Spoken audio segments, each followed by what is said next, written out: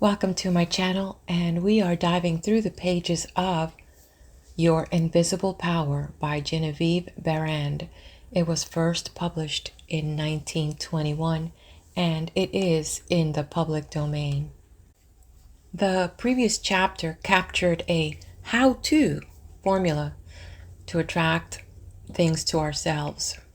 And this seems to be a pattern with most of these authors in that initial stage is about clearly creating a picture in one's mind. And the word they use is visualizing. And that it's not just about visualizing, but it is about including a feeling in every thought about what it is that we're picturing that we'd like. So there we have it.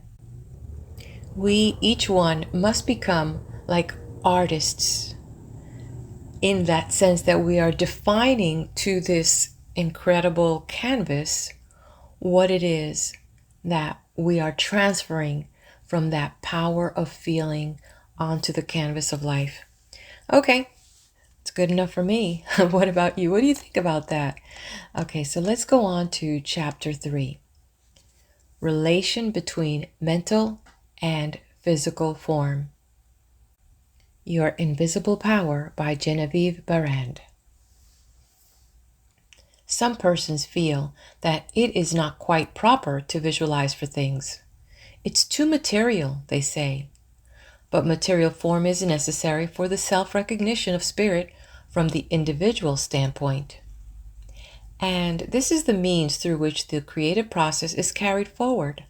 Therefore, far from matter being an illusion and something that ought not to be, as some metaphysics teachers have taught, matter is the necessary channel for the self-differentiation of spirit. However, it is not my desire to lead you into lengthy and tiresome scientific reasoning in order to remove the mystery of visualization and to put it upon a logical foundation. Naturally, each individual will do this in his own way. My only wish is to point out to you the smoothest way I know, which is the road on which Troward guides me.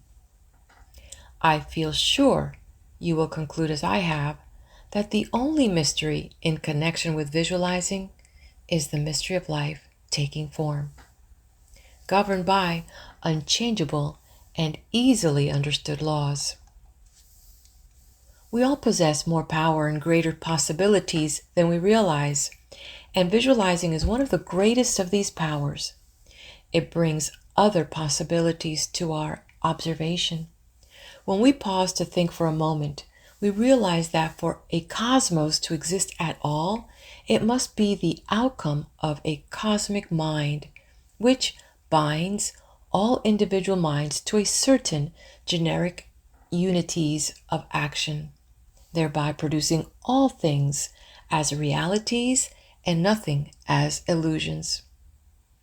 If you would take this thought of Troward's and meditate upon it without prejudice, you will surely realize that concrete material form is an absolute necessity of the creative process. Also, that matter is not an illusion, but a necessary channel through which life differentiates itself. If you consider matter in its right order as the polar opposite to spirit, you will not find any antagonism between them. On the contrary, together they constitute one harmonious whole. And when you realize this, you feel, in your practice of visualizing, that you are working from cause to effect, from beginning to finish. In reality, your mental picture is the specialized working of the originating spirit.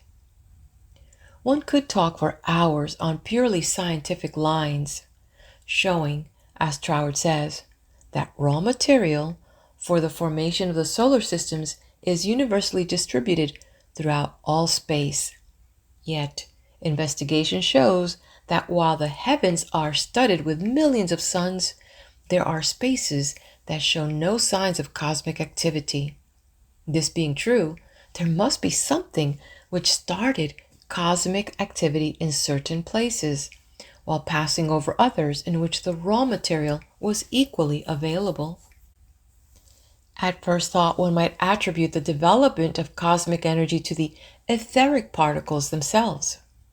Upon investigation, however, we find this to be mathematically impossible in a medium which is equally distributed throughout space, for all its particles are in equilibrium.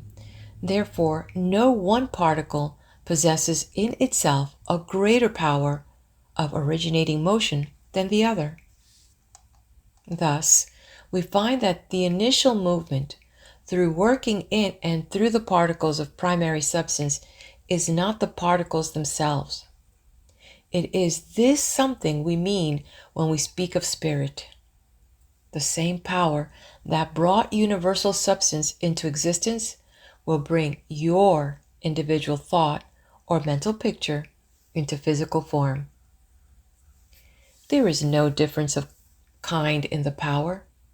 The only difference is a difference of scale.